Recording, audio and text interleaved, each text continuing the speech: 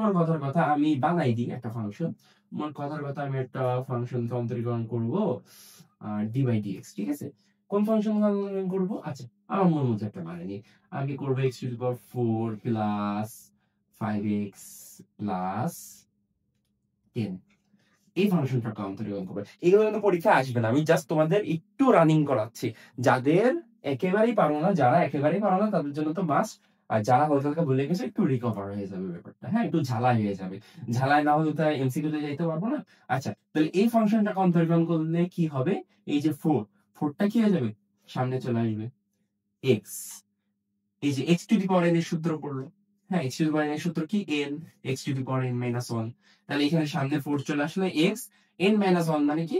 3 plus এখানে কি আছে? 5x। 5x রা অন্তরীকরণ করলে কি হবে ভাই?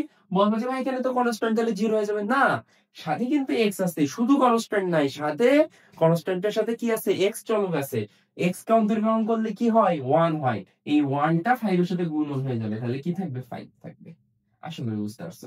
আর 10 কি কনস্ট্যান্ট, তাহলে 0 হয়ে যাবে। তাহলে আমাদের এটা হলো অন্তরীকরণের রেজাল্ট, ঠিক আছে?